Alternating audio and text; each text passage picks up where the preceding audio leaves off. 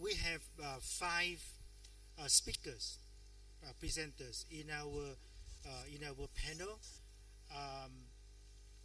We have Professor Brahma Chellaney, Professor of Strategic Studies, Center for Policy Research from India, Professor Yu, Head of the Department of Government and Public Administration, University of Macau, China, and Dr. Nguyen, Director of Security Program, the Lowy Institute, Australia, and Dr. Aris Arugay, Associate Professor, Department of Political Science, University of the Philippines, in Diliman, the Philippines. And last but not least, Professor Phạm Quang Minh, Dean of the University of Social Sciences and Humanities, Vietnam National University in Hanoi. I'm lucky to know all of the presenters, so it's really not only an honor but also a joy for me to introduce the five speakers to you in the order that I have just been introducing. So without further ado, may I invite Professor Chellaney to take the floor. And by the way, the rule is that everyone would have about 15 minutes maximum in order to present the papers. The equipment for working on the presentation is available here, and I'm sure that all of the speakers are so familiar with it. So, Professor Chellaney, you have the floor. Thank you, Mr. Chairperson. I believe this is the 9th year in a row that Vietnam has hosted this South China Sea conference. Since the conference series began, what is striking is that the situation in the South China Sea has transformed profoundly. Two recent headlines that I read say it all. On the Foreign Policy Magazine website, I saw a headline last week which read, China begins to call the shots in South China Sea. And another headline that I saw was in the South China Morning Post on Friday, and it read, China outmaneuvers the United States in the South China Sea, at least for now. The situation is almost unrecognizable when seen from the prism of the first conference. In order to examine the long-term geostrategic ramifications of this profound change, let me place the South China Sea in a larger framework, the Indo-Pacific region.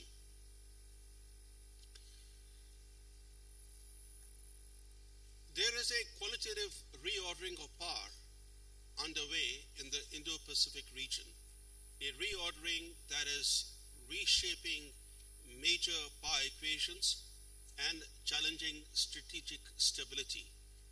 The U.S. Secretary of State Rex Tillerson recently said the world's center of gravity is shifting to the heart of the Indo-Pacific region.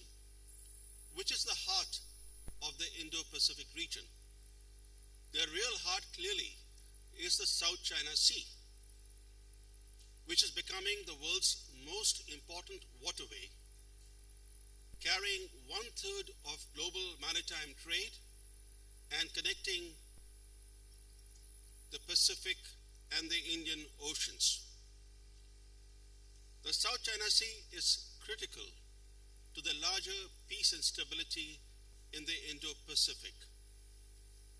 Any adverse developments in the South China Sea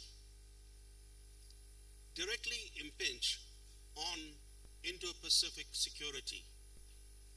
The South China Sea is of vital importance not just to the states that are located in this sub-region, but also to other players, including Australia, India, Japan, Korea, the United States, and the European Union. In other words, we cannot look at South China Sea in isolation of the wider world. Whatever happens in the South China Sea will have a bearing on Asia-Pacific power equilibrium and on international maritime security. In order to understand the geostrategic ramifications of the developments in the South China Sea, let me outline briefly the landscape, the strategic landscape in the Indo-Pacific region. Today, the Indo-Pacific boasts not only the world's fastest growing economies, but also the world's fastest rising military expenditures, the fiercest competition anywhere over natural resources, and the world's most dangerous hotspots. In other words, the Indo-Pacific region holds the key to global security and a new world order. The Indo-Pacific region's future trajectory will be shaped in part by how it seeks to address three specific fault lines that have emerged. Each of these fault lines is of special relevance for the South China Sea because no region better illustrates these fault lines than the South China Sea. One fault line is represented by the widening gap between economics and politics. The Indo-Pacific region is seeking to come together economically, but not politically. Politically, the story is very different. In fact, political integration in this region has not even begun. This dichotomy between economics and politics is a reminder that booming trade and even free trade agreements by themselves cannot help fix political relations. In the South China Sea, the agreement to begin a code of conduct process after 17 years of efforts appears at first blush as a right step toward improving regional politics and averting naval confrontations. In reality, however, such a process at this stage and in the current strategic environment risks abetting and legitimizing the militarization and domination of the South China Sea by one power. Any process should be based on the standard of equal security for all regional states. But with one country now starting to call the shots in the South China Sea, the standard of equal security for all regional states has become illusory. In fact, the code of conduct process could only widen the gap between economics and politics, with economic leverage and military realities severely restricting the political choices of the smaller countries. More broadly, the risks inherent in this fault line in the Indo-Pacific region can be contained only by taking genuine steps toward narrowing the gap between economics and politics, including ensuring respect for a rules-based order and establishing a transparent, equitable security framework. Otherwise, the smaller states will be left with no choice but to bend to the will of a dominant power. A second fault line is represented by the so-called history problem, or how the past threatens to imperil the Indo-Pacific region's present and future. historical distortions and a failure to come to terms with history, especially in Asia, have fostered competing and mutually reinforcing nationalisms. Regional disputes over territories, natural resources, war memorials, air defense zones, and textbooks are linked in one way or the other with the history problem. As the territorial and maritime claims in the South China Sea attest, the boundary between historical fiction and non-fiction is more porous than students of history might realize. Self-created historical myths and the flouting of international law have made the situation in the South China Sea dangerous. The Indo-Pacific region should find ways to get rid of the baggage of history, as Europe has done, so that history is not a barrier to charting a better and more stable future.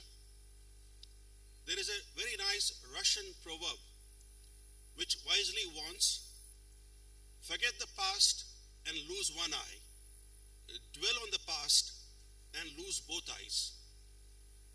This aptly sums up the region's dilemma. The third fault line is represented by the changing maritime order.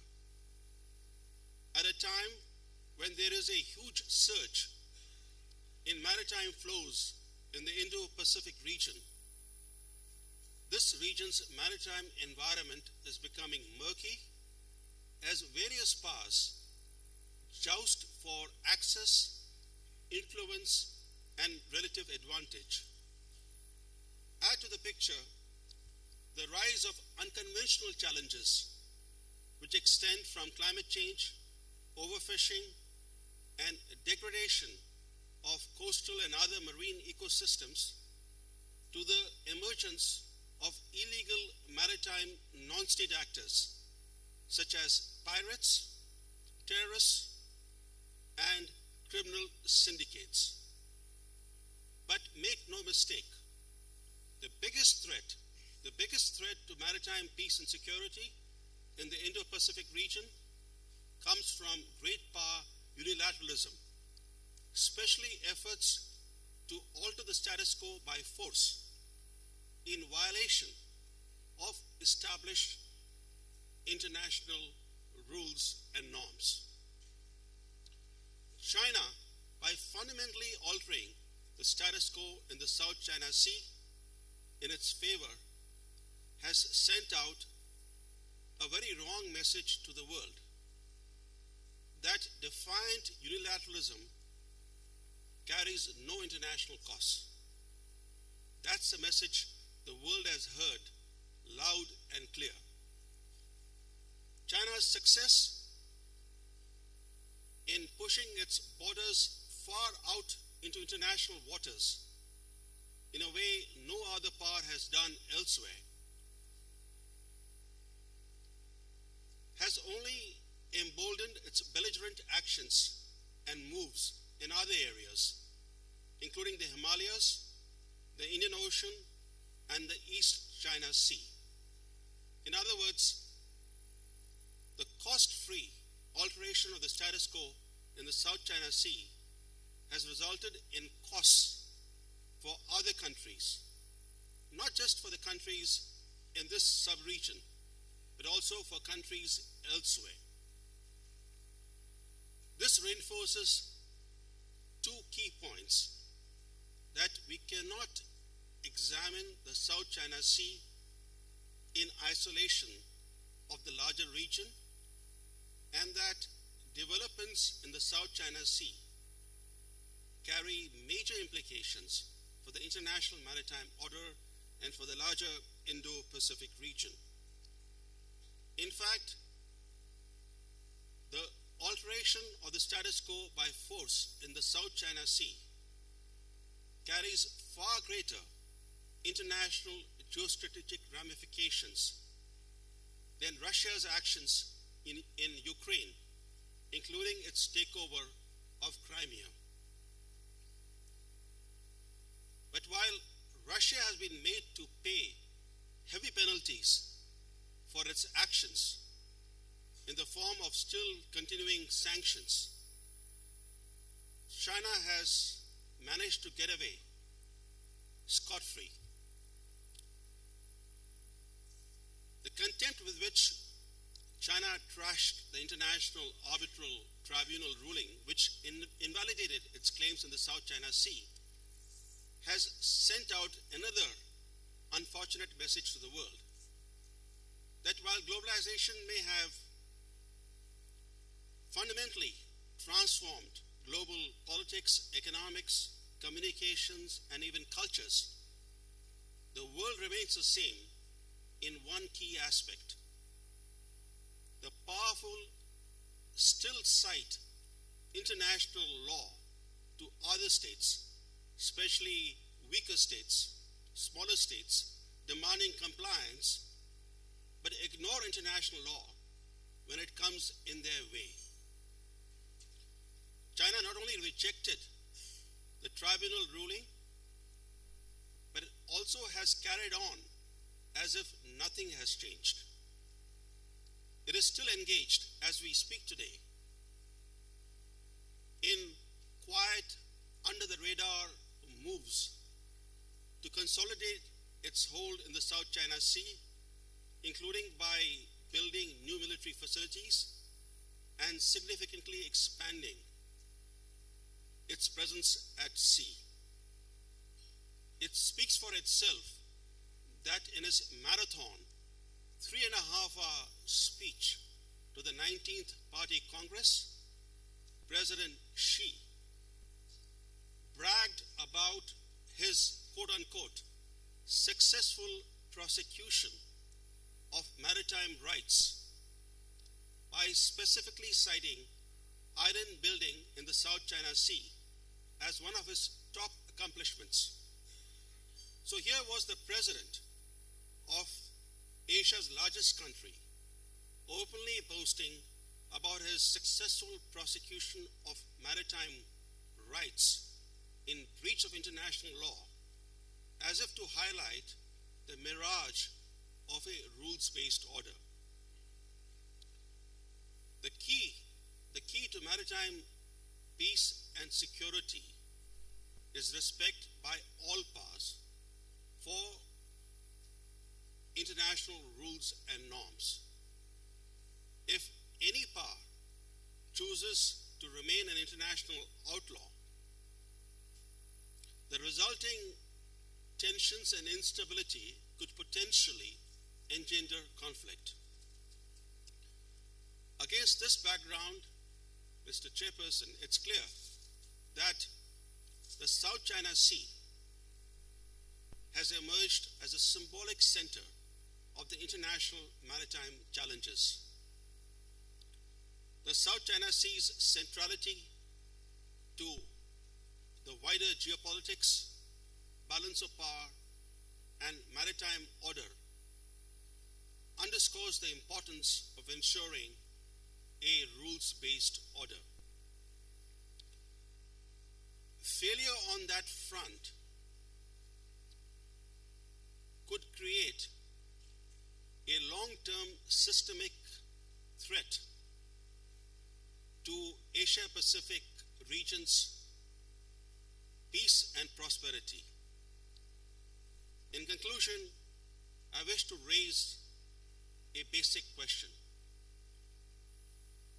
What is the alternative to an inclusive rules-based order? The alternative, let's be clear, is an illiberal hegemonic order. How many people present here would like to live in such an order? I'm sure there are not many who would like to live in such an order. Yet, this is precisely what the Indo-Pacific region might get if all states do not work counter the growing challenge to a rules-based order. So let's be clear what is at stake. With the specter of a destabilizing power imbalance looming large in the Indo-Pacific region, the Quadrilateral partners, Australia, India, Japan, and the United States, have renewed efforts to find ways to underpin peace and stability and to protect maritime and navigation freedoms. This quadrilateral, or Quad as it is popularly known, is only a modest step, motivated in part by developments in the South China Sea and the larger threats these developments pose. The Quad is intended to serve merely as an initial framework to promote security dialogue and to encourage a web of interlocking strategic partnerships among what hopefully will be an expanding group of like-minded countries. The goal is to shore up peace, stability, prosperity, and maritime and navigation freedoms, and to make sure that liberalism prevails over illiberalism. Let's be clear. For diplomacy to work, it will have to be backed by deterrence, including providing military support to smaller countries to strengthen their counter-intervention capabilities. The counter-intervention capabilities of relevance extend from surveillance drones, sea mines, and land-based anti-ship missiles to mobile air defenses and other intelligence, surveillance, and reconnaissance systems. Just 30 seconds. Deterrence will be effective if even the smaller states contribute, however modestly, to the common goal of deterring actions that contravene international law. Only diplomacy backed by deterrence can help shape developments in the South China Sea and the wider Indo-Pacific region in a positive direction, including by ensuring that unilateralism by any country, is not cost-free. Thank you. Thank you very much, Professor Chellaney. I think that the organizers has introduced the device for the presenters to keep the time, and I can be more relaxing with the first presenter. But please, the rest of the presenters would please stick to your allotted time, no more than 12 minutes. So I have the second presenter, Professor Yuji, and you have the floor, please. Thank you, President. Thank you again for your invitation for me to participate in this very important event. I attended this event 3 years ago in Da Nang, and in comparison with the time when I made the presentation at the time, if we define the evolutionary course of the Spratly situation, as this panel requires us to do, I can find one word for it, which is stability. Although stability in the Spratlys is very fragile and precarious, nevertheless, the signs of stability are the signs of welcome to all of us present in this audience. Now, I would like to offer two explanations for the emerging stability of the South China Sea The first one is the much improved geostrategic situation.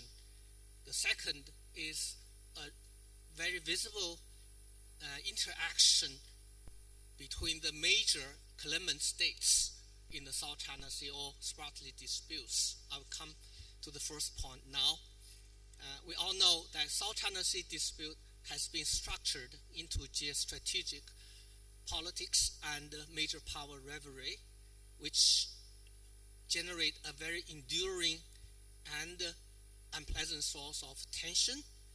The intruding powers have altered the nature of the South China Sea dispute. Here, as we do our research on the Sino-US relationship and the South China Sea contest, in the South China Sea contest, we feel that we come to this conclusion that Sino-US relationship is a key link to define or set the direction and the depth of tension in the South China Sea.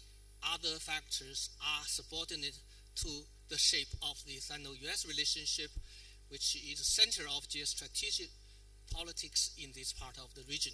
Here, the welcome or benign sign we have witnessed in the bilateral relationship since Trump came to power is that the Sino-US relationship has been on the non-confrontational course, which is very, very important for the management of South China Sea dispute in the first place.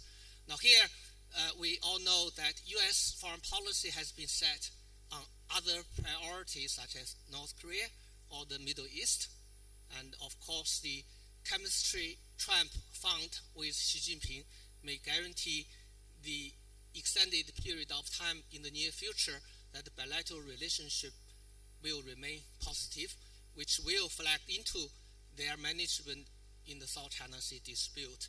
So that is a very positive sign that has contributed to the calmness of the South China Sea in the last 1 year also. The second example is the improved Sino-Japanese relationship. Tokyo's pledge to China that it would not participate in the joint patrol in the South China Sea laid the foundation for the bilateral relationship to be improved for example, the series of summit for the meetings between prime ministers last year in Seoul and this year in the APEC meeting. And we know the LDP party leaders will visit Beijing next week to discuss the summit between Prime Minister Abe and President Xi for the next year. So these, set out a very important precondition for the geostrategic environment to remain not confrontational. That is the first point I would like to talk about. Now, in addition to that, we all know also that the intrusion from outside powers has become relatively moderate in the last year also, without we call the internal foundation to solicit such intervention from the outside region. My second point, my second reason is the relative positive interaction between the main claimants in managing the South China Sea dispute. Now, the first one is the China factor. Now, to risk a level of simplicity, we can have a summary of China's action in the South China Sea.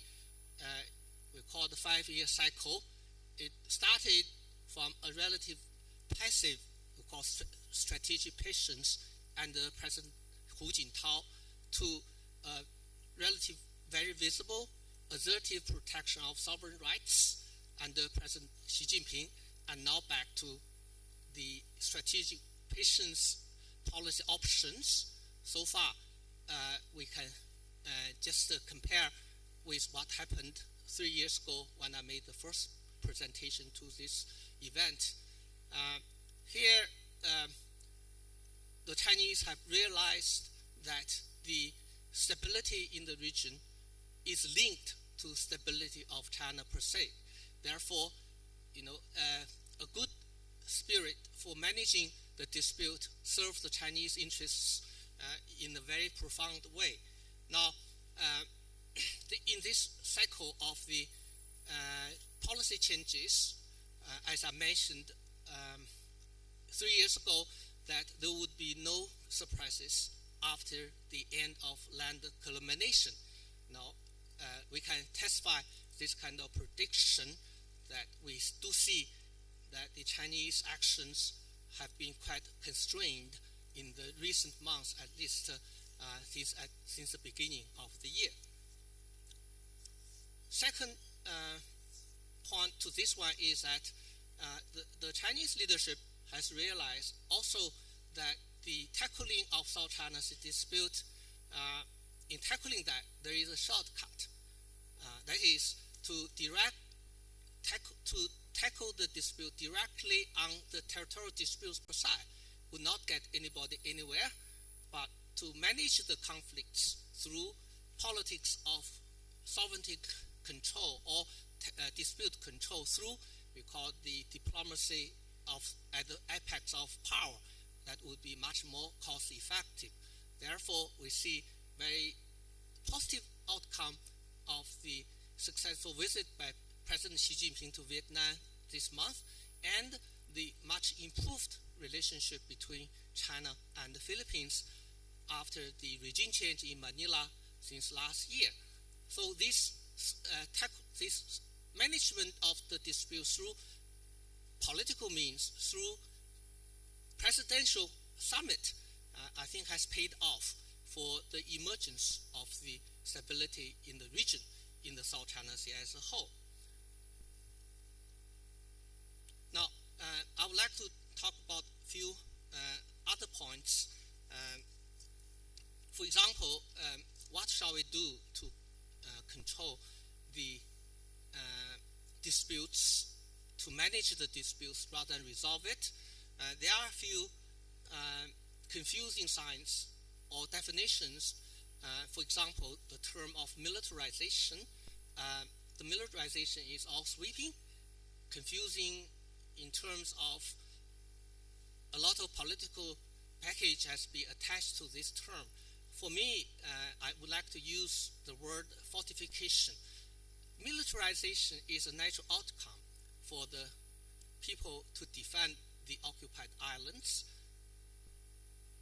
At the moment, I feel that militarization does not cause military confrontation.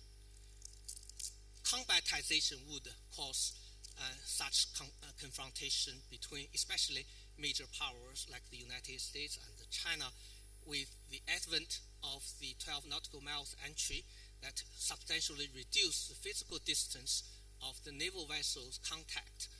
So for the Chinese Navy, it is inevitable they have to shadow or accompany the intruding ships that could cause accidental failure. So this is a very important aspect I would like to analyze, that we have to lower down the militarization, especially through the entry, 12 nautical mile entry. One thing that can be done is to maintain the frequency of entry to be the level of symbolic rather than routine. Secondly, the defensive nature of militarization, as I mentioned earlier, is quite natural. For the COC to be negotiated successfully, we need to point out that the offensive weapon system should not be deployed in the occupied islands. So the current low level of militarization of the claimants would remain indefinitely. That would not only remove the source of direct military confrontation through, for example, ejecting others from their occupied islands by force. The third one is to exercise constraints in legal administration in the disputed area, especially to avoid unilateral economic activities there. Finally, I would like to say that the COC negotiations should tackle all those aspects I just mentioned to make it an abiding and enduring legal document and to have it implemented forcefully and collectively. Thank you. Thank you very much, Professor Yuji. And thank you for keeping the time, and you have 1 minute left for you and to use. Yes. Thank you, President Nguyen, Tung. Thank you for the invitation by the Diplomatic Academy of Vietnam to this conference. Thank you, Yuji, for the extra minute. You have my paper in full. I won't attempt to regurgitate it all. I will just try and present some key points by way of update over the past year. It seems to me the central question is the South China Sea capable of sustaining its place in the international spotlight? Is it going to go back into obscurity after several years of being an international prominent concern? Particularly as President Duterte in the Philippines has himself attached to that view that it is an issue better left untouched, as he was recently quoted as saying. I think I would agree also with President Tung's earlier assessment that the fundamental security problem is not going away. The South China Sea is not nearing a resolution, nor has it been lost. Neither of these extreme scenarios is in the offing. But the conundrum, which was the question I was given to consider, is moving into a difficult and more different phase. Although things appear calmer on the surface, the pace of strategic change is accelerating in what I would argue is an unfavorable direction for Southeast Asia, with negative implications for the sovereign equality of small states who are rubbing up against the national interests of great powers and adherence to international law. And the background to that, China's politics are trending in a more hardline and uncompromising direction, including on questions of territorial sovereignty. Meanwhile, the United States is continuing to engage in Asia, but on a narrower policy gauge than before. And I think this threatens to relegate the South China Sea to a lower priority concern, subordinate to the nuclear challenge from North Korea, and perhaps even the United States President's apparent belief in a personalized brand of Sino-US entente. Southeast Asian countries appear resigned to handling this resulting deterioration in their security situation as best they can by the tried and tested response of hedging. But there is some good news, I think, too, in the last year in terms of piecemeal improvements to the maritime security cooperation that we've seen amongst Southeast Asian countries. The South China Sea has hardly been invisible, but I think all of us experts would recognize in common that we've probably got less media inquiries over the last year than we have in previous years. That is certainly the feeling that I have, and I'd be surprised if others don't share that. But it was, of course, it did feature at the recent round of multilateral summits. It was mentioned in ASEAN's latest summit and the joint statement. It was hinted at, but not named, in President Trump's APEC address. And in the recent joint statement of the US and Vietnam in the visit in Hanoi, it was also mentioned in the communique, although somewhat tellingly in paragraph 13 out of 14. Considering this visit was supposed to clarify the Trump administration's Asia policy, including presidential time invested in ASEAN's two frontline South China Sea claimant states, Vietnam and the Philippines, I think the conclusion was that it was remarkably understated as a security issue. As a result, that left China free to present a largely uncontested narrative, including the announcement of a finalized framework and the commencement of Code of Conduct negotiations with ASEAN, although it is far from clear what this commits Beijing to in practical terms or when. If the South China Sea is receiving less international attention, that's not all a bad thing. That has, after all, been the aim of perhaps some ASEAN governments for many years to reduce tensions as a policy priority. But we also have to recognize that internal divisions have inhibited the effectiveness of ASEAN's collective efforts on the South China Sea, fraying the organization's unity with one public fallout after another. And I think that same motivation to reduce tensions over the South China Sea explains two very contrasting responses from the Philippines. The previous administration's resort to arbitration and the current administration's resort to downplaying that same legal victory. None of this means that the South China Sea has gone quiet in the sense of a diplomatic resolution to territorial disputes or auguring any fundamental change of heart on the part of China. High-profile incidents at sea and in the air above the South China Sea may have dropped off, but lower-level harassment continues, as does the ongoing and increasingly open militarization of occupied features by China, although not exclusively by China. If the South China Sea is suffering from a new problem, it is a deficit of strategic attention to the issue in Washington. Before I come back to contemporary events, I just want to step up a little bit to consider whether this idea of a conundrum is in fact the appropriate frame of reference. The South China Sea is often referred to as a wicked problem, devilish in its complexity. But I'd actually argue that the security dynamics are deceptively simple. China aims to dominate it as far as possible, claiming every feature it can within the 9-dashed line, while demanding a share of maritime resources, even when these fall squarely within the sovereign jurisdiction of other states. And I think this expansionist imperative clashes not only with the interests of Southeast Asian competing claimants, but also a larger group of rules-based stakeholder maritime states and commercial entities, because they have their own direct stake in maintaining physical access to the South China Sea, as well as a general interest in upholding international law and regional peace and security. There are 2 points I'd stress here at the sort of general level. One is the importance, as Brahma Chellaney has already said, of this geostrategic importance of the South China Sea at the heart of an Indo-Pacific region. That Indo-Pacific region was recently endorsed in the foreign policy white paper produced by the Australian government just last week.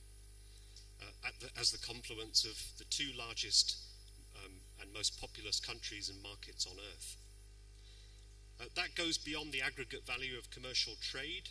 It's primarily geostrategic in nature, location, location, location, as they say in the real estate business. The South China Sea is not going to be closed off to trade anytime soon, but I think China has certainly changed the strategic landscape beyond recognition compared with the status quo 6 or 7 years ago. Military infrastructure on the islands that Beijing has constructed continues to fill out, and I would argue there can be little doubt really now about China's ambition to roll out a concentric air defense network, pushing China's southern defense perimeter virtually to the shores of Borneo and Palawan. Further construction at Scarborough Shoal, as I think Beijing clearly intends, would extend that perimeter east and north to Luzon. The US Navy will still be able to operate in the South China Sea for the foreseeable future, but in an increasingly challenging kinetic and electronic warfare environment, trailed constantly by Chinese naval escorts, however politely.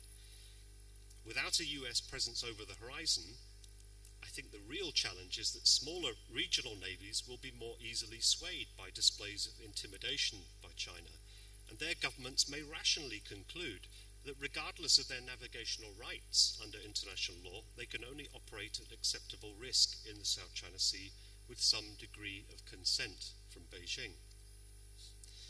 Access to the South China Sea matters directly to Australia for commercial reasons, although I think sometimes this can be exaggerated, but also for its defense relationships with Malaysia and Singapore primarily, but as well as for budding military engagement with the Philippines and Vietnam, which has recently concluded a strategic partnership with Australia.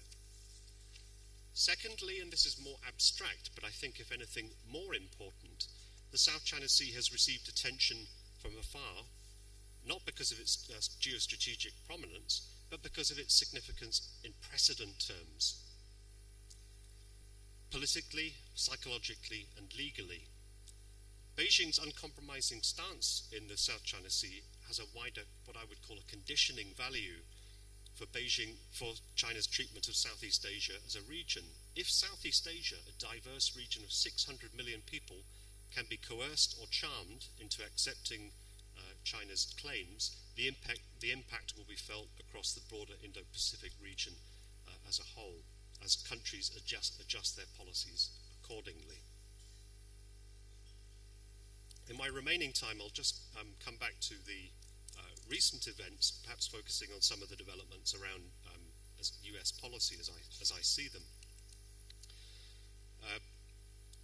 It's perhaps unhelpful and misleading to talk about the South China Sea being lost, but I think certainly this last year has been a year of gains from China's point of view. I think it would be wrong to say that this is due to the success of China's strategic acumen. Luck, I think, has played a factor as events have gone China's way, from the election of President Duterte in the Philippines to President Trump's capture of the Republican Party nomination, an unlikely path to the White House. For a brief period, let's remember, in the wake of the tribunal decision, things looked rather different, as China looked rather wrong-footed as it experienced its first serious reversal in the South China Sea in several years. That memory now looks rather distant, but we should remember that international law is best judged in the long term rather than in the short run.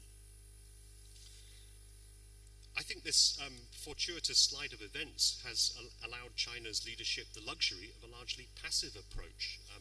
I would agree with Yu Ji here, but it's been China's fortune that it doesn't have to contest the physical environment, because political events in some ways have actually made that job easier for it.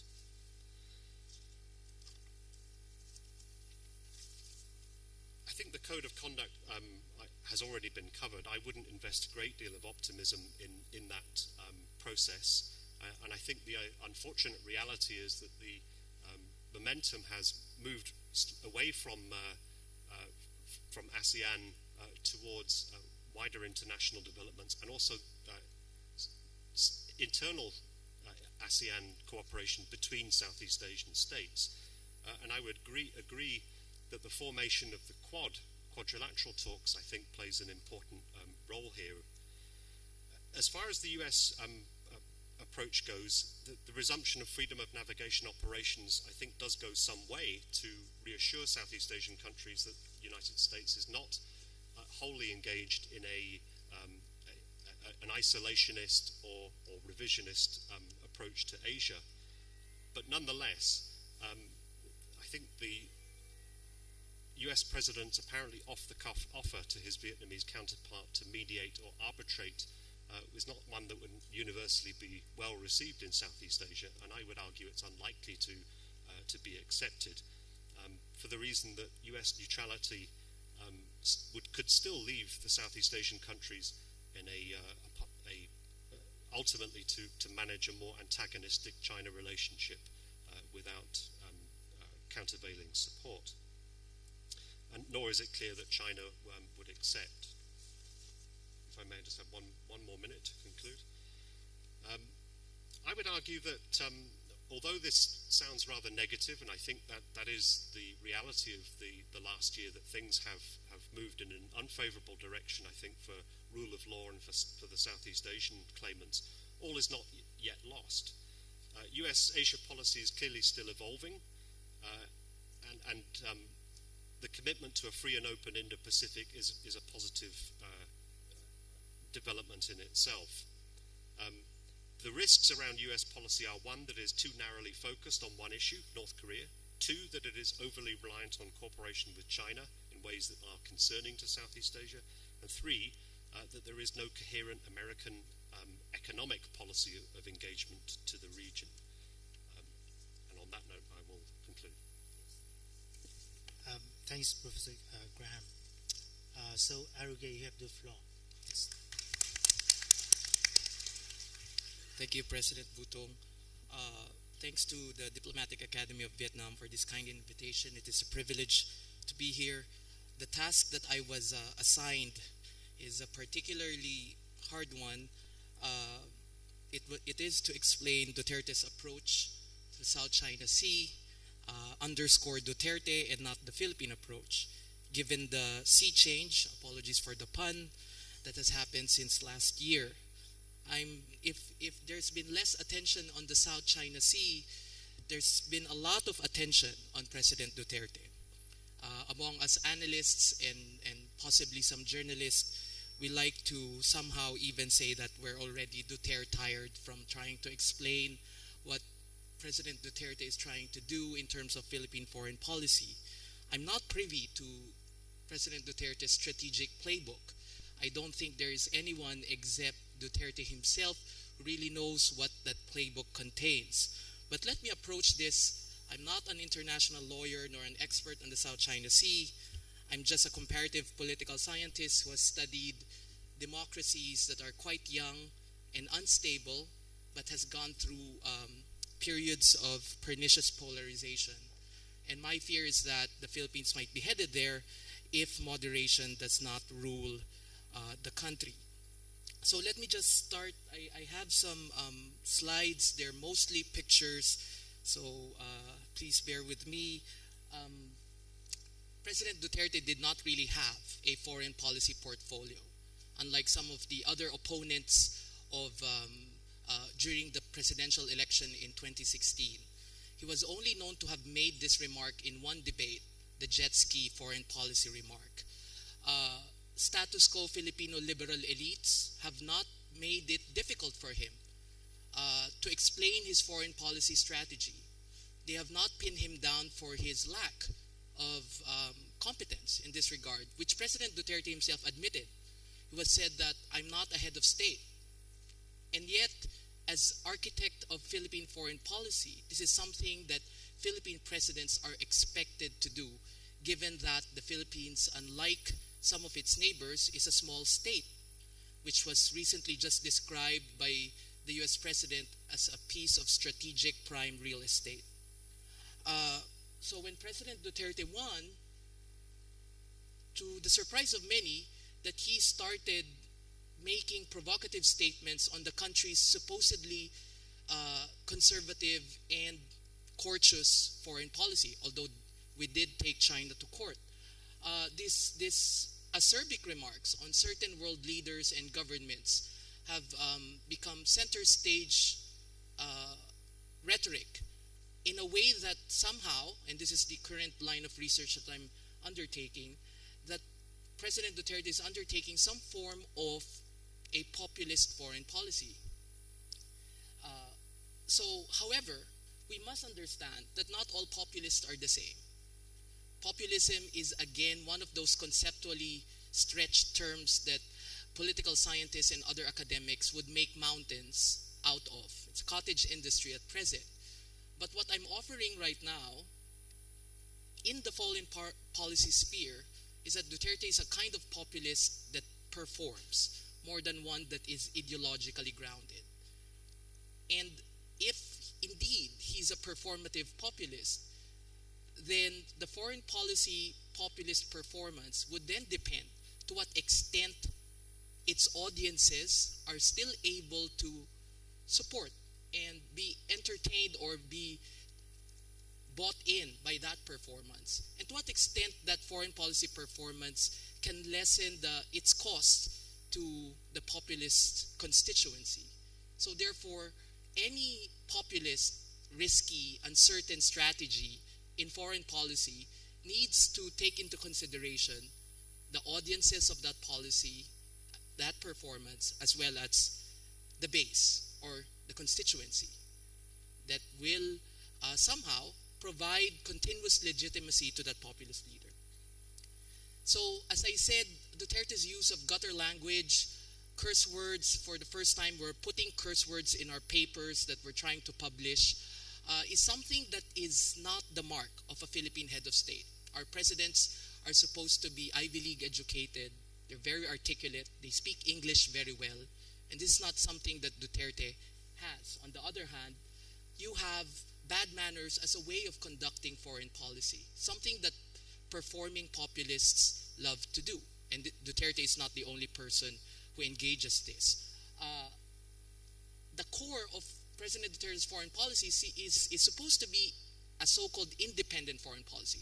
So that is not basically communicated very well in terms of reporters and analysts saying that, well, the foreign policy is not independent. It continues to be mendicant as it was before. So is Duterte an incompetent stooge, or is he a brilliant strategist? Some people have said that the pivot to China is something that explains his reluctance to use the blessing or the good things that have happened in terms of the arbitral ruling. But we must say, and Dr. Graham has highlighted this, that Duterte is carrying out a South China Sea strategy that employs the following. It's non-confrontational by shelving the arbitral award temporarily. It's plural, meaning unlike the previous government, it did not see that the South China Sea dispute is the be-all and end-all of Philippine relations towards China. Remember that the previous president has described China as Hitler. Third, that the Philippines is employing a mixture of multilateral and bilateral initiatives and does not see one as mutually exclusive over the other. And finally, indeed, President Duterte is benefiting from luck. We must not take that out. Machiavelli has said that leaders who have fortuna on their side tends to rule well, but the problem is fortuna is fickle-minded. It will sooner leave you. That's why you have to rely on skill. However, this kind of strategy is also being painted by his critics as a form of bandwagoning. One analyst has said that it's a race to the bottom in terms of who panders to China more. Is it the Philippines or its other neighbors in ASEAN? And that it's short-sighted by sacrificing short-term gains for long-term strategic losses, given that President Duterte does not really look beyond the immediate future, and that is highly risky. So the hedging term has been employed, and this is something that some analysts have already said that Duterte is trying to do by trying to court relationships with other powers, which the Philippines has not been good at, by trying to put all its eggs in one basket, by relying on one power as seen in the previous administration. So when I said that the audience and the constituency needs to be balanced, every time Duterte makes some remarks, some foreign policy remarks, I think one analytical handle is to think about to whom is he speaking to, really? And to whom is he speaking for? You have a Philippine president who tries to use foreign policy not to be the bastion of rule of law and international norms, but just a president that is trying to get the most out of the strategic uncertainty that is beset in the region. And as a president that wants foreign policy to be used as a means towards more domestic-ended objectives like uplifting Filipinos in poverty and benefiting from the economic largesse produced by certain countries. So for example, on the upper left corner, you have President Duterte cursing former President Obama.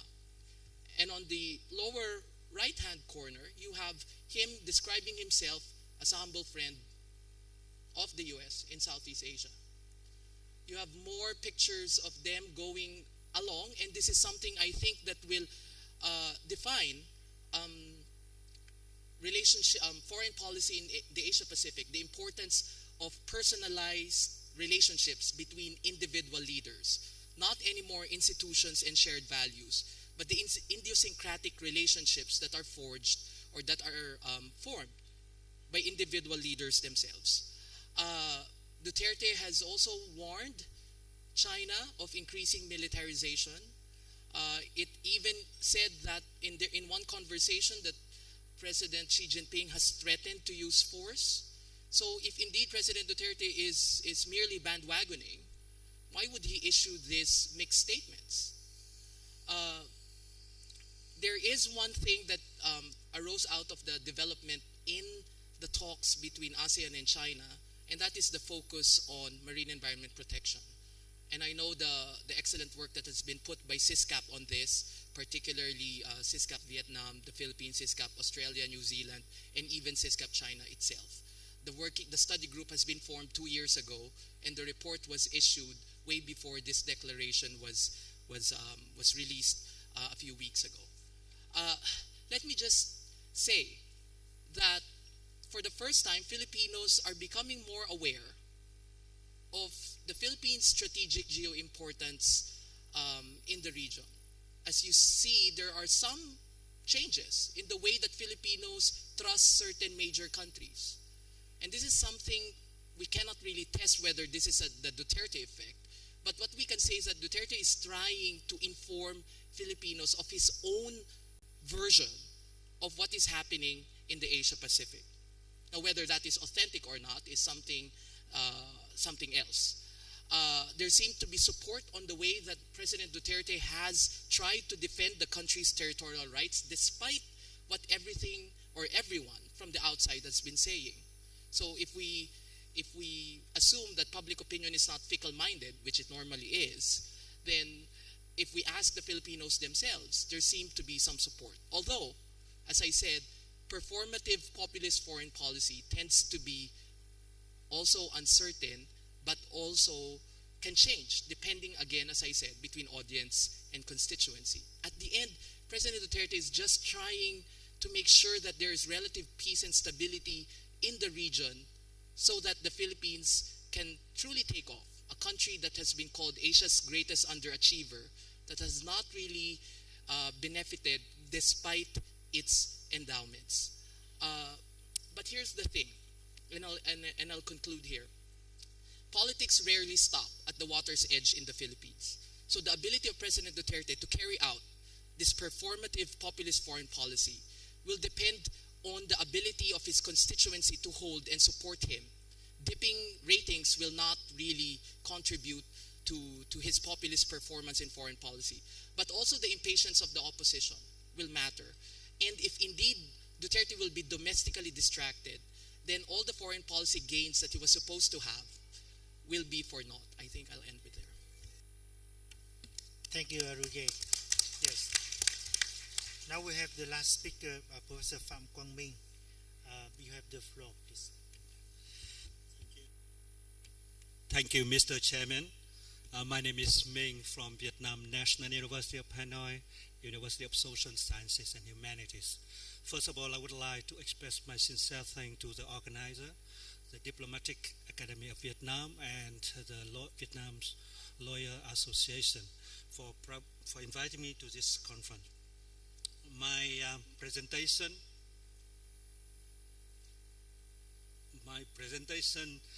names Vietnam's strategic option in the South China Sea in the age of President Donald Trump. In this presentation, I have 4 points to say. Number 1, introduction, very brief introduction. The second is current situation, analyze the current situation in the South China Sea. The third point is the Vietnam strategic option, and by the end, some concluding remarks. I will focus on number 3 because of the limitation of time, and I think it is the most important part that the audience would like to know. So, introduction. All of us are very aware about the situation in 2017. This year marked dramatic change. For example, President Donald Trump took the power, and his recent 5 Asian country 12-day trip, very important for all of us. Second, Brexit in European country. The terrorist attack and migration in Europe still continue. The North Korean nuclear program, and the 19th Congress of Communist Party of China, and last but not least, ASEAN at the year of the 50s.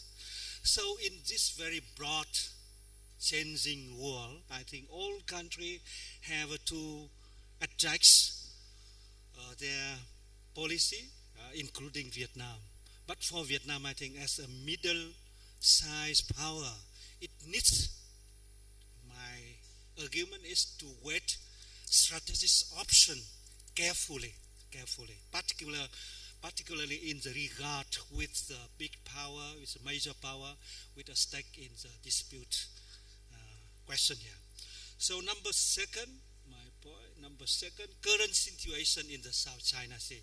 Okay, from the so-called global perspective, we arrive to the area, the South China Sea, and here I focus just only on 3 points: the U.S. policy, the Chinese policy, and ASEAN.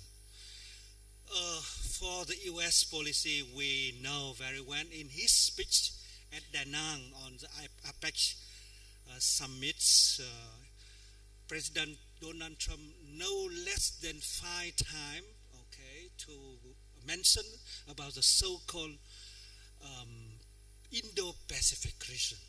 What does it mean for us? I think he would like to end with the Obama's legacy of the so-called pivot or rebalance to Asia-Pacific. And the action was here is his decided to withdraw the U.S. from TPP and other multilateral agreements. And by using the new term, as mentioned by some previous speaker, Indo-Pacific region became nowadays one of the most important terms for all of us to be considered. But the main point I think is important that the U.S. continue the idea of the freedom of navigation. This is essential for all of us here. And there was also some activity to promote a relationship with Southeast Asian, namely with Vietnam. For example, Prime Minister of Vietnam, Nguyen was the first Southeast Asian leader to visit U.S. and Vietnam was only the first among Southeast Asian countries that President Donald Trump visited before going to the Philippines by the end of his tour. The second point, I think, in the South China Sea problem related closely is the Philippines. In his presentation, previous also from the Philippines, I think most important thing is the Philippines self.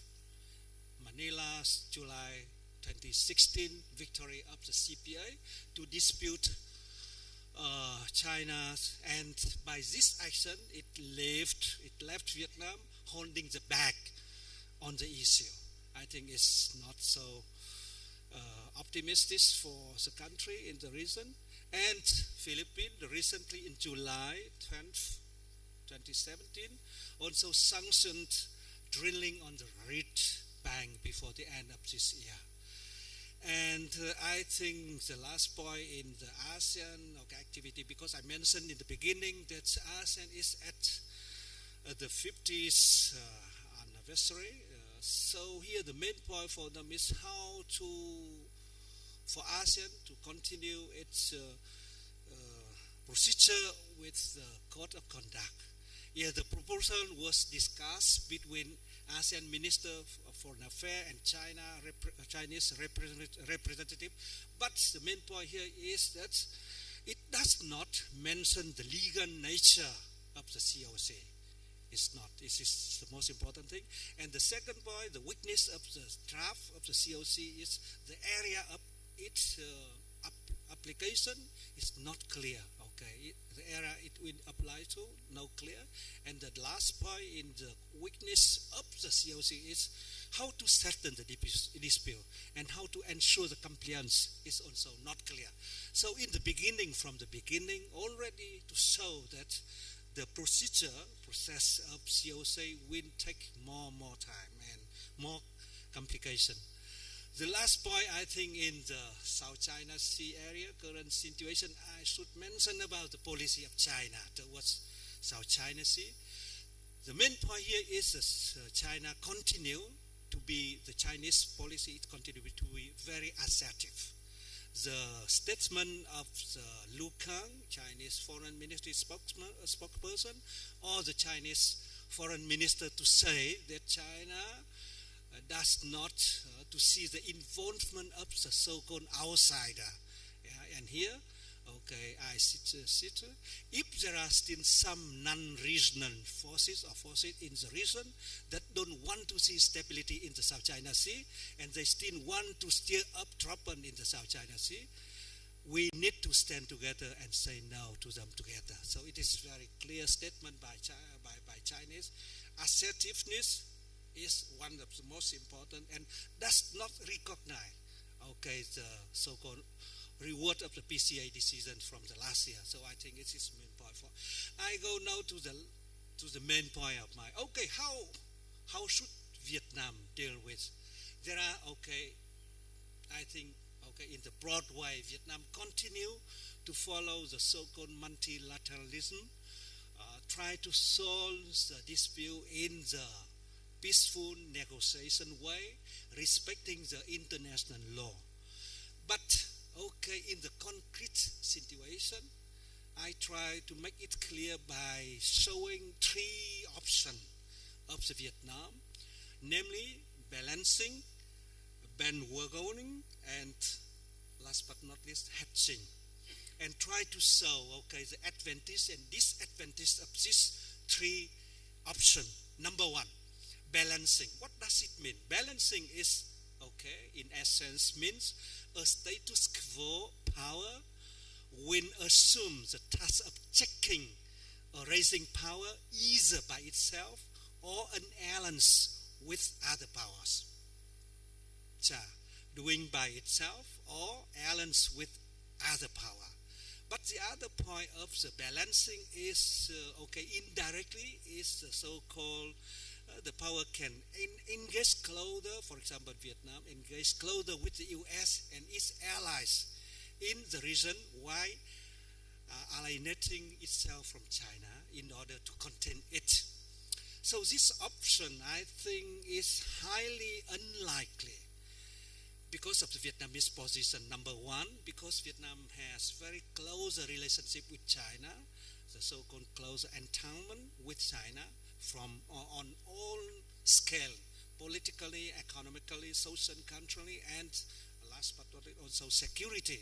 Number second, okay, if Vietnam follows this option, balancing, I think is its conflicts with its commitment to non-alignment politics. So three no, for example, no taking side, no providing territory for other country to build up the military base, and no military alignment. So this is very low option. Number second, I think the bandwagoning. It was mentioned also by previous presenter.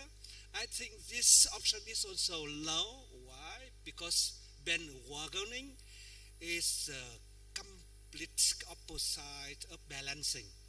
It means that rather than aligning with the raising power, a state would defer nominal or formal submission to the raising state in exchange for peaceful relation or potential benefits. If Vietnam follows this, I think there are also disadvantages. For example, it would involve Vietnam moving away from the US and embrace China. And I think number one, it cannot be because so-called historical distrust of China from Vietnam, because it caused for long weariness from Vietnamese part. Okay, from the historical perspective, it cannot be. And the second also, if Vietnam follows the so-called bandwagoning, it's when diminish Vietnam, this policy, when diminish Vietnam current ties, close tie with other power like US and Japan and other power. So the bandwagoning is also very low in practice. Number three, and it is my argument that Vietnam will follow this one, the so-called hedging.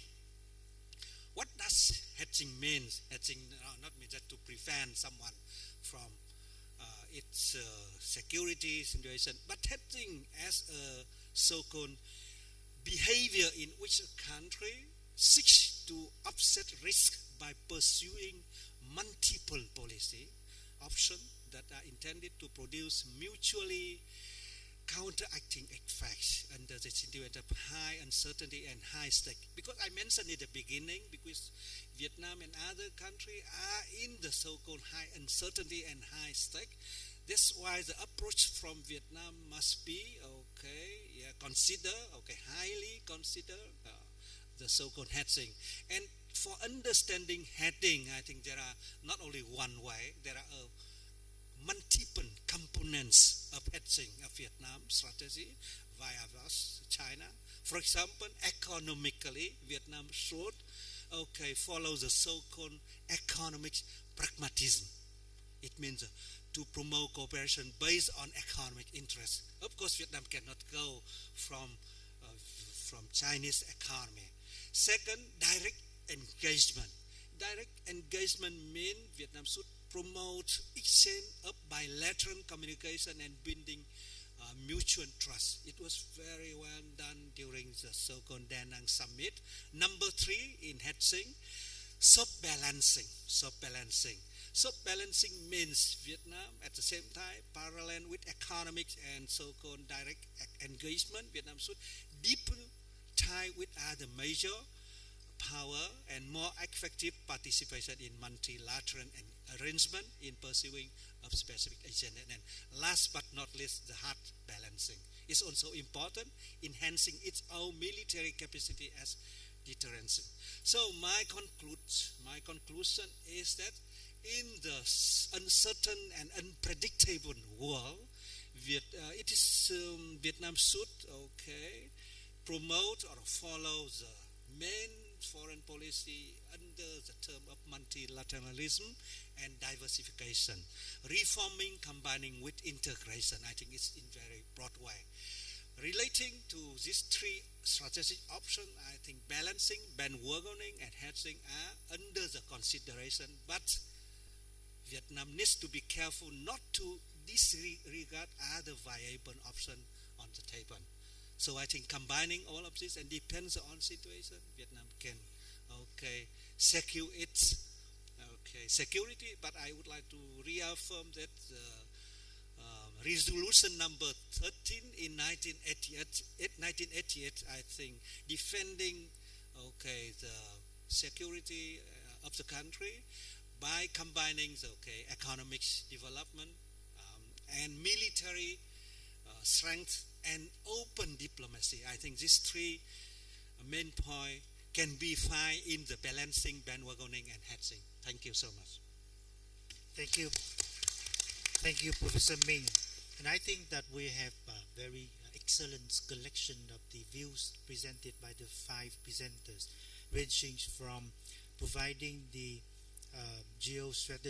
broad geostrategic and long-term implications of the South China Sea with the development in the 2017, and from the short-term development with the long-term implication. And I would really appreciate the views shared by our presenters, especially with the policy choices from China, Philippines, and Vietnam. And I think that we have enough food for thought for the remaining 25 minutes of Q&A. So please raise your hand, and the floor is open. I have the gentleman from the back. You have the floor first.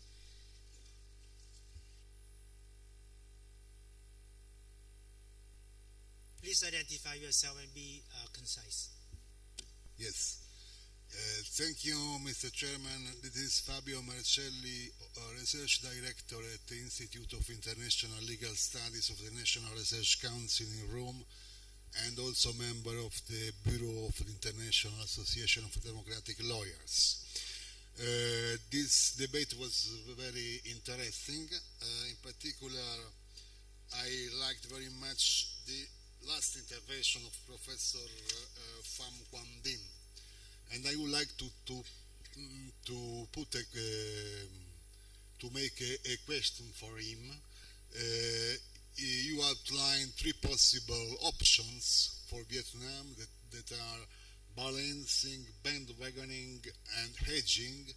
Maybe there is a fourth possibility, which could be more or less combined with the other three you mentioned, that is asserting a new regional organization for the joint management of the South China Sea, which could be a development of the existing code of conduct, of which you stressed still the let's say the gaps, the things that are going to be improved of this conduct of data, but nevertheless this could be a good departure point for affirming such a regional organization based on the coastal states of the South China Sea or East Sea. I would like to know your opinion on this proposal. Thank you. I have further comments, so Professor Buzinski and then Ambassador Hung. Thank you. I have two questions. The first to Brahma Chellaney. You have very forceful views, and while there is nothing wrong with that, they have the function of clarifying issues, and you clarified some of those issues quite well. I just wonder whether or not, and it does seem to me that you're running well ahead of your own government. You talked about quadrilateralism, multilateral maritime security cooperation. All these things are desirable, no doubt. But India seems to be dragging its heels. Whenever these proposals come up, they seem to get lost in the decision-making morass that India seems to be. So it is quite unfortunate that the Indian government is not as clear about these issues as you happen to be in your presentation. Second question is to UG, because you talked about, your words were, there was a need to lower down militarization, and so reduction of militarization is indeed desirable and necessary and so forth, and no one would disagree with that. And you also raised a number of proposals here. Various measures should be proposed relating to the COC, which we'll discuss tomorrow. And you also mentioned that it should be a legal document, which is something that may come up in our discussions. However, my question to you is, these things, these very desirable things, could be promoted and facilitated if China took them seriously, if China took legality and the COC a little seriously. So what are the prospects for that? Thank you. Ambassador Hung, please. Thank you, Mr. Chairman. I don't have the questions, but I have two. I have to seek the more comments from Professor Chellaney and Dr. Graham. During the November Asia tour, President Donald Trump has renewed the concept of Indo-Pacific, which is brought up by the Japanese Prime Minister Abe 7 years ago in India. However, the current situation is different from 7 years ago, and I seek the more comments from Professor Chellaney and Dr. Graham. How do you think about the perspective of the concept Indo-Pacific under the current situation? Thank you. Thank you for all the questions and comments, and I think that I would invite the presenters to respond to the first round of question and comment, and I later on would invite the people to have the floor. So I would have Dr. Ka, Professor Liu, and the ambassador from the Philippines, but you are please hold for the response from the presenters. So Professor Ming, you have the question to respond to. Thank you very much for your important but difficult question. I think if we listen to the keynote speaker in the first session, we saw that the situation of the so-called international law is not so pessimistic, not so optimistic, very pessimistic. In his presentation, Mr. Vladimir Vladimirovich Golitsyn mentioned 2 points that, okay, the international judicial institution may lose its role, their role. It means that so far such kind of international judicial institution do not play much role. And the second, the situation of the so-called existence of a lot of judicial international institution. The situation of the so-called overlapping of such kind of institution to solve the problem globally. So, implication of this situation to the South China Sea area, I think the situation still worse. Worse because so far, we don't have any mechanism of solving dispute.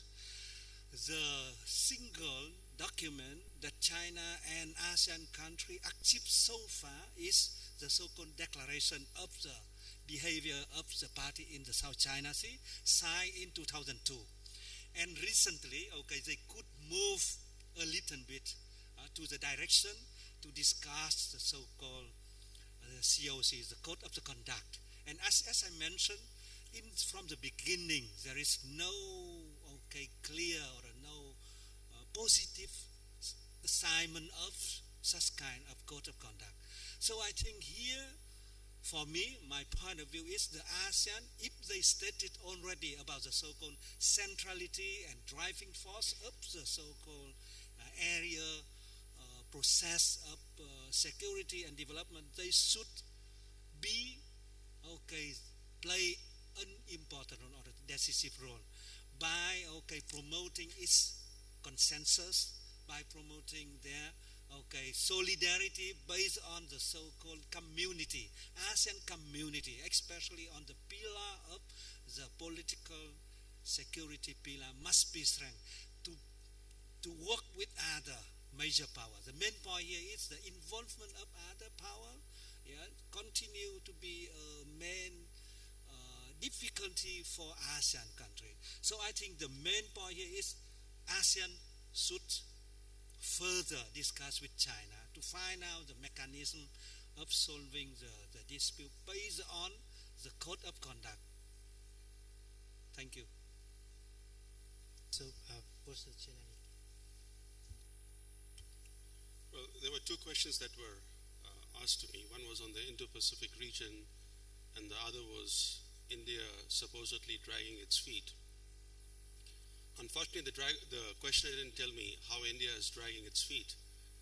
I should clarify that I don't work for the government of India. I don't pretend to speak on behalf of the government of India. So I was actually quite surprised to hear that question as to why my presentation was supposedly clearer than the thinking or the policy of the government of India. And then I was asked specifically about India dragging its feet. But no example was given of how India is dragging its feet. If I was told specifically of how India was dragging its feet in any particular area, I could offer a comment. But I can't offer a comment in abstract, especially when, as an independent analyst, I am not aware of India dragging its feet on any issue at the moment. It has not been dragging its feet for a while, actually. Yeah, I see, he has a 2-finger. Maybe he'd like to clarify. Okay, explain India's attitude towards the Quadrilateral proposal back in 2007. Well, okay. It wasn't only Australia's fault. I know you would raise that issue. India was also partly to blame for the failure of that proposal to go ahead. Well, okay. So let me respond again. As you know, I don't represent the government of India. 2007, 4 parties agreed to something. There was one party of the 4 that was the most enthusiastic of the 4, and that was Japan, no doubt about it. The other 3, the United States under the George W. Bush administration, India, and Australia, were cautious. But ultimately, the Quad in 2007, 2008 unraveled because a new government took office in Canberra, the Kevin Rudd government, which pulled the rug from under the Quad. Hopefully this won't happen again, even though the Labour Party in Australia is sending out negative signals on the revived Quad. Another issue that has come up, you didn't raise it, but let me just put it, still flag that issue, is about the Malabar exercise and Australia not participating in it. And there were some reports in the Australian media that India opposed Australia's participation in the Malabar exercise. Actually, what happened was that Australia asked to be present as an observer in the 2017 Malabar exercise. There's no category of an observer in the Malabar exercise. This year's Malabar exercise involved 20,000 naval personnel of 4 countries, including 7,000 naval personnel of the United States, with all three countries actually bringing in carriers as part of that exercise. Now, in an exercise involving 20,000 personnel, in a complex exercise like that, having an observer did raise many questions.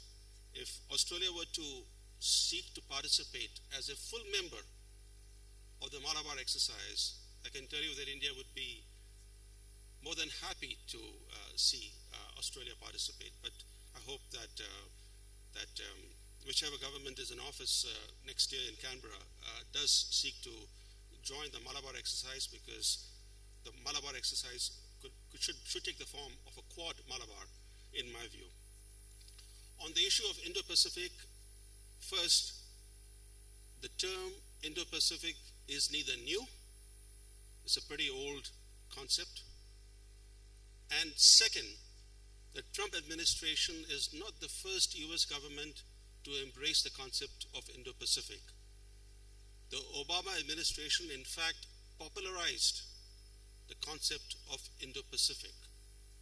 If you don't like Indo-Pacific, it's fine. You can call it Asia-Pacific. It means the same.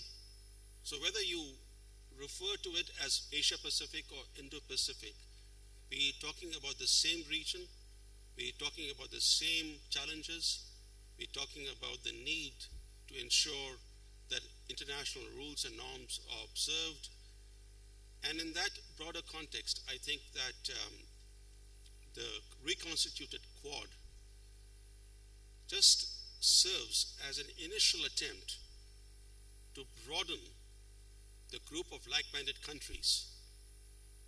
At the moment, because there are 4 democracies involved, some people look at it as an axis of democracies, a constellation of democracies, but there is, in my view, no reason why other countries that may not be openly democratic, why they should not be allowed to join if they have like-minded interests, they are willing to help shore up common goals. I think this grouping would be greatly helped if countries like Indonesia, Vietnam, South Korea also joined, and finally, I think even the European Union, given the European Union's important interests at stake in the Indo-Pacific / Asia-Pacific region, even the European Union ought to be involved in the so-called Quad deliberations. Thank you, Dr. Brinsky, for your question. Given the complicated nature of the dispute, Sparkley's, and left of history and involving multiple parties, we think, I think at least we should not have too much expectation on the document of COC. Largely, it is a minimum document of crisis management or prevention than dispute resolution. As such, I think it will not have too much elements of legality in it, because that will touch upon the issue of dispute resolution that could tend to be zero-sum when the disputants could not reach consensus on those legal issues. So here, I think I'm pessimistic myself, but it is good we should have a document like that, have relatively high regard to DOC, because that governed the disputants for almost a decade of calmness in the South China Sea. I remember my good friend Nguyen story told me that if the waters in the South China Sea, that was between 2000 and 2009, if the waters became so calm, our jobs are on the line. But now, the problem is that we need to have a document, even if it's not a very high satisfactory document, but at least if it is acceptable, it is fine enough. So to the ambassador's question on the Indo-Pacific, I think the relationship between the Quadrilateral and the Indo-Pacific is key, and the proof of the Indo-Pacific as a viable strategic concept will be borne out whether the Quadrilateral prospers or founders. And it ultimately, I think, depends on threat perceptions. I'm quite unreconstructed on that, but it gets to Leszek Brzezinski's question. I think it's the variation in the threat perceptions in 2007 that explains a lot about why the Quadrilateral did not persist. They are not commonly held even now, I think, between India, Australia, United States and Japan, but they are at a threshold that I think all four are prepared to revive the Quadrilateral concept. In large part, it will depend on China's future activities, because it is the connectivity between the two oceans, Pacific and Indian Ocean, which in 2007 seemed a lot more abstract. Now it seems, I think, less abstract, given that China is now a regular presence as far as the opposite side of the Indian Ocean, where it has established its first overseas base in Djibouti. But I still think that what the market will bear between those four countries is not a coalition or even a common naval exercise framework. It's more a forum for comparing threat perceptions amongst each other, and importantly, I think, a forum to deconflict what they do in their common capacity building efforts in Southeast Asia. That alone, I think, justifies the practical policy impact of reviving the Quadrilateral discussions on a more regular basis. A brief word on Australia, because Australia was the first to officially enshrine the Indo-Pacific concept. Of course, geography all depends on where you're framing it from. From an Australian perspective, the obvious advantage is it puts you at the centre. It's always nice to be at the centre of something, and particularly when Australia has had a long lag, I think, at not looking west, but rather it's tended to look north and east towards the United States instead. I think there is an important underlying maritime quality to the Indo-Pacific, which I'm also in favour of. I think that's why it has gained the traction that it has. But one final point, which is the revived Quadrilateral, and I'm sorry to say this in Vietnam as an ASEAN member, but I think it has to be acknowledged that the interest in the revived Quadrilateral has a relationship to expectations of ASEAN's ability to bear the burden of the multilateral framework. I think the game in some senses has shifted, and the Quadrilateral will take some of the burden from ASEAN in future. It doesn't mean that ASEAN won't have a role, but the centrality that we've assumed up until now, I think, is more deeply in question. Wonderful. Now the floor is open for the second round of comments and questions. I have Dr. Ka, followed by Dr. Liu Fukuo, an ambassador from the Philippines, and Tokuchi-san. Yes. Dr. Ka, please. Thank you, Chairman, and thank all speakers for very interesting presentations. I would like to have one question to Professor Yu-ji. And the first is, according to PCA Award, the Chinese claim of a 9-dash line beyond the maritime area determined by international law, especially UNCLOS, has no legal basis. So do you agree that the disputed area must be determined based on international law, especially UNCLOS? And the second question to you is, I understand that PCA award is a part of international law, and every country must observe and implement, and it should act as a reference for future award also. So, what happened to China if she does not recognize the award? Thank you.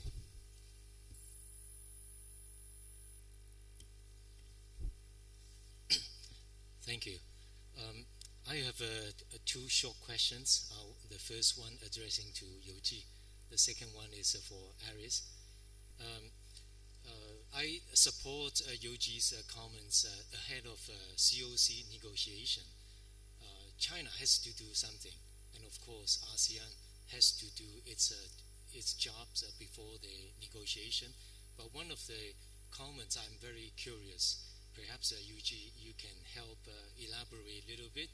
That is, ahead of negotiation, China would have to try to reduce concerns with further militarization of all those artificial islands in the South China Sea. So my question is, immediately after 19-party Congress and the policy guideline is there, how much Chinese government can do? And I think this is something very important. I think you perhaps can elaborate further to all the audience here. Second question for Aris. I thank you for such a clear elaboration of your current president's policy in the South China Sea. Many of us believe this is unprecedented in the Philippines, developing the different policy. My short question is how much longer you think that the policy would be able to last if President Duterte finishing his term with one term or two term.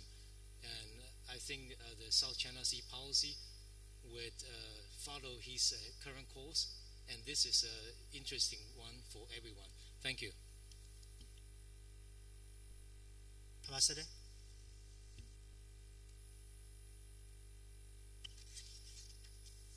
Thank you. Concerning the statement of Professor Aris, just want to comment that indeed the public awareness in the Philippines on geopolitical issues has been raised to a level which is unknown based on my previous experience as a diplomat. But I just want to comment to the professor that he used some terms to characterize the style which may be inaccurate. Thank you. And Tokuji-san, please. Well, thank you, Mr. Moderator. First of all, I would like to thank all the five presenters for the very insightful presentations. I have one comment and one question to Professor Yuji. My comment is about the militarization of the South China Sea by China. It doesn't matter whether the weaponry deployed by China is defensive or offensive. Anyway, the deployment of any weapons will make the recovery of the status quo ante in the South China Sea very, very difficult. And also there is a question of the definition of what is defensive and what is offensive.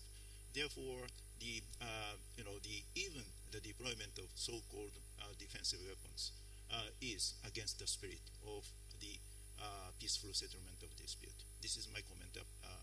And my question is about environmental issue. Environmental experts often say that according to the satellite images, the white silt coming from the lagoons in the South China Sea is a sign of dying corals. The one Chinese academic said in an international conference elsewhere that the damage to the corals is not because of the land reclamation by China, but it is because of global warming, he said. And also, another academic said that China has been using dead corals for land reclamation, but last year, as everyone in this room knows, that the Permanent Court of Arbitration clearly found that China's action is against its obligation to protect marine environment. So I would like to have your comments. For the sake of time, I would like to invite Professor, I believe, David Young, to have the last comment or questions. Thank you very much, Mr. Chairman, and I've been very grateful to be here to hear all these excellent presentations, setting out what I would suggest are the really important general issues. Can I just take us back to a definitional point which has been raised now a couple of times? So I'm speaking here as David Ong from Nottingham Trent University in the UK as an academic. I'm an international lawyer, so I'm very multilateralist in my approach. The term Asia-Pacific always struck me as being, from a law of the sea perspective, an attempt to link up to the general principle in the law of the sea of the land dominating the sea, Asia-Pacific, the Asian continent. If it is indeed to be replaced by Indo-Pacific, and therefore also move to a more maritime-oriented outlook, then surely we need to also be thinking about other countries that border the Indian Ocean, specifically all the countries coming down the east coast of the African continent. So if we start to talk about Indo-Pacific, should we not include these countries as well? Question for the panel, please. Thank you. I think that Arige, you have the floor first. Okay. On the question of sustainability, in fact, the problem with carrying out foreign policy in the Philippines is that it's really discontinuous. It really depends on the vision of the president as chief architect of foreign policy. And the political context in the Philippines of having weak institutions and a weak bureaucracy adds to this. In a sense, what I said is that as architect, the president designs the foreign policy. But to what extent do the engineers and the so-called followers, those that will enforce and implement the policy, that will pretty much make a difference in terms of the outcomes of such foreign policy sea changes. It also depends on the ability of the perception that there is trust and goodwill that President Duterte was able to forge because of his approach to different major powers will happen. So it really depends a lot on the two chessboards. There's a domestic chessboard wherein if political instability will be the defining atmosphere of the Philippines, given you have a polarizing president, then that has foreign policy implications. But the ability also of the strategic environment to continue to be uncertain will also take its toll. In terms of the comment made by the Philippine ambassador, I think as an academic, this is something that I'm used to. And unlike people in government, we academics don't really have that much power. That's all. Unfortunately, I always have the largest number of questions. On the 9 dotted line, the fact is that they were put there in 1947, way decades before the approval or effect of the enclave. Second fact is that enclave does recognize the concept of historical rights.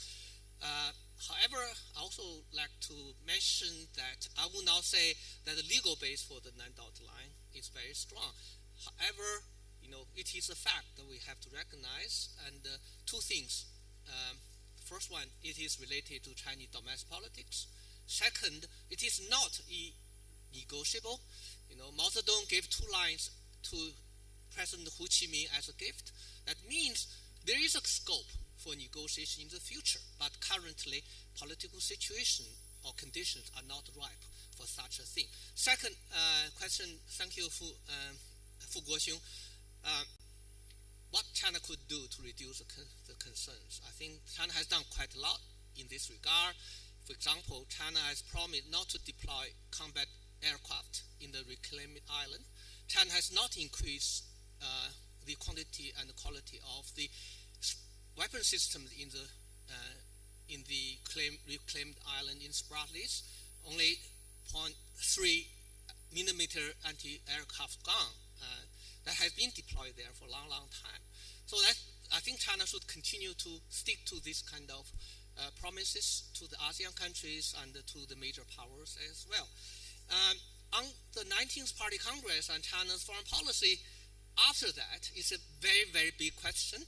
But I'd like to mention one particular point, that Xi Jinping's policy towards territorial dispute is a dialectical relationship between being firm on sovereignty and territorial protection on the one hand, and vigorous on war avoidance, confrontation avoidance on the other. So this dialectical relationship, marked the Chinese foreign policy towards Spratlys elsewhere in the probably long future ahead. Finally, I think it does make a difference what kind of weapon system are deployed in the disputed islands.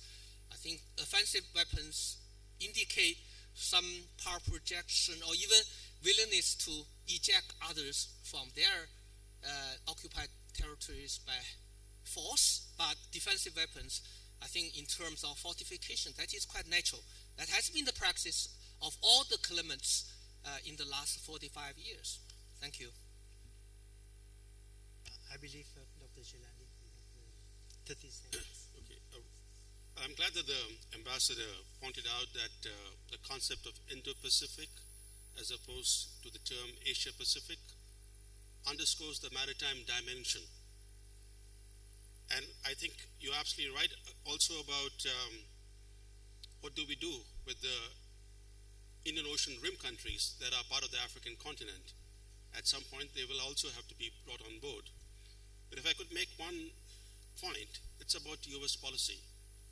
The United States holds the key to the architecture that will evolve in the Indo-Pacific region. And we heard on this panel why hedging/balancing has become such a favored approach of the smaller countries. It's just not Philippines and Vietnam that favor hedging or balancing. It's becoming a common theme across the region. And I think one pivotal moment that was decisive in shaping the thinking in the region occurred in 2012. In the middle of that year, the United States brokered a deal under which Philippine and American vessels were supposed to withdraw from the Scarborough Shoal standoff. The Philippine vessels withdrew. The Chinese vessels gave the impression that they were withdrawing, but actually the China reinforced its deployments in that area and captured Scarborough Shoal. The US administration of President Barack Obama in response did nothing, despite a binding mutual defense treaty with the Philippines. And that was a decisive moment. And let's not forget that the Chinese building of artificial atolls began in the period after the Scarborough Shoal was captured. The Chinese government examined the US response and felt emboldened then to begin massive dredging. So the point that I'm trying to make is this, that if we're going to get this new architecture that underpins stability, peace, and prosperity in the Indo-Pacific region, then we need to see a shift in US policy, not just from the current Trump administration policy approach, which narrowly focuses on North Korea, but we also need a shift from the Obama administration type of policy approach, which allowed the status quo to be altered fundamentally in the South China Sea. Thank you. Thank you very much, the presenters and the people with the comments and questions. I think that we have a very good start this morning with the first panel that gives the overview for the situation in the South China Sea over the last year. And I think that we have a very good start in terms of providing the thoughts for the sections or panels that follow. So please join me in giving the big hand to the presenters and to the commentators. Yes. I believe that we have the logistical announcement from the organizers. Thank you, Mr. Moderator, and thank you very much, on speaker, for the excellent sessions. And thank you also for your contributions as well. And I would like to announce that the lunch will take place in the